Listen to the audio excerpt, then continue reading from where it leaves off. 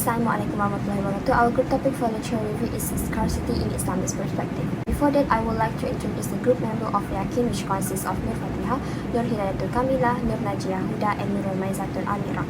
First of all, when we look at economic problems, we are always dealing with scarcity issue, as these three questions related to the term scarcity, which are what to produce, how to produce, and for whom to produce. These are interrelated with the ways in which humans manage these resources to satisfy human needs and wants. And scarcity is also associated with the production, distribution, and consumption, as the human must carry out this activity to attain all the needs and desires. Scarcity is commonly classified into two categories, which are absolute and relative scarcity. In contrast to conventional economic, which recognizes both scarcity, but in Islamic economy, it does not recognize absolute scarcity. So that is a little bit introduction about scarcity. For the later presentation, we will talk more about the overview of scarcity. Next is the Islamic perspective of scarcity, then the issue of scarcity in Islamic view, and methodology, findings, and conclusion. So let's get a deeper insight into the concept of scarcity. What is scarcity? Scarcity refers to a situation in which limited resources are unable to meet the boundless wants of humans. Society never has enough productive resources to fulfill the unlimited needs and wants of people in the world. Hence, each individual must engage in economic activities such as production, distribution, and consumption of goods and services to face the problem of scarcity. People also must choose between the goods they most desire and are compelled to forego the second best good, also known as opportunity cost.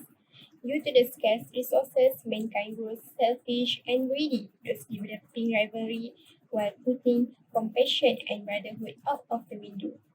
They do not care about each other, resulting in exploitation in society and a wealth discrepancy between the wealthy and the poor. Scarcity is categorized into two, which are absolute scarcity and relative scarcity. Absolute scarcity demonstrates the gap between limited resources and mankind's limitless wants, in which no amount of resources, regardless of technological improvements, can ever be enough to satisfy human wants. While relative scarcity, in which economic agents must make decisions and act trade-off to meet their needs and desires so they can achieve their own well-being. Now let's look at the viewpoints of other economies. For Sadono, scarcity occurs due to an imbalance between social wants and production factors available in society. Meanwhile, Malthus stated that population growth will eventually reduce food supply, thus halting development and causing starvation to mankind. And Condro mentioned that apart from infinite human needs and desires, while the means of satisfying them are limited, scarcity is also caused by the human population, yet the production of goods and services is low since the causes of the production of natural resources are fixed. Here we can conclude that scarcity occurs due to the limited resources being unable to fulfill the infinite needs and wants of mankind as the human population continues to grow in this world. Now we go through into Islamic views on scarcity. It is quite different from the previous explanation on scarcity. Islamic economists believe in no absolute scarcity as Allah has provided for man's sustenance in the world. Those people should have faith in Allah since He has taken on the responsibility of giving resources to all humans without the need for competition. Furthermore, Islam emphasizes the importance of managing valuable resources wisely and not abusing or overexploiting them, as human beings are the trustees of Allah in allocating resources and distributing wealth. Hence, we can promote brotherhood and avoid rivalry by establishing the path of justice in society through zakat and infaq payments, inheritance restrictions, wills, and donations. Consequently, the gap between the rich and the poor can be narrowed, and conflicts between the classes in society can be avoided. Based on our research, Islamic economics view scarcity exists due to the improper use of resources and imbalanced distribution in the economy. This is an alarming issue because economic resources are essential for economic operations that enable individuals to meet their needs and deal with their lives. Let's talk about the first issue, which is the improper use of resources. As the conventional economy emphasizes the pursuit of self-interest, improper use of resources is likely to happen. This is because men use resources to maximize their satisfaction to the point where it overpowers their rational thinking. In contrast, Islamic economics aims to provide necessities while obtaining material gains to fulfill Allah's duty. Allah says in the Quran, Surah Al-Isra, verse 29, "And do not keep your hand tied to your neck, nor spread it out full, lest you end up liable and regretful." This verse gives the meaning that if we have faith in Allah, He has taken on the responsibility of providing resources, so humans do not need to compete or overspend. Allah has provided infinite resources to humans, but Allah also provides humans with unlimited desires that man must regulate and moderate to recover from scarcity that happen due to man's unethical actions. The second issue of scarcity is the imbalanced distribution in the economy. Scarcity is deemed to exist not because of the quantity, but because access cannot be gained by anyone who desired it.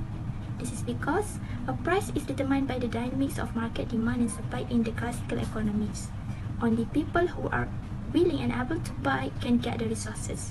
As a result, people who have a lot of capital will gain a lot of wealth, whereas people who has less capital will get a little wealth. Opposing to the conventional model of demand and supply, the Islamic economic system is not based on price as the method of distribution of goods, but rather on how to distribute funds and benefit to all citizens. In order to realize the way of justice, Islam emphasizes the importance of wealth circulating in society through the payment of zakat, infaq, and inheritance rules, wills, and gains. In the Quran, Allah says, "Whatever Allah may restore into His messenger is due unto Allah and into His messenger, the orphans and the poor, so that it is not distributed to the wealthy among you.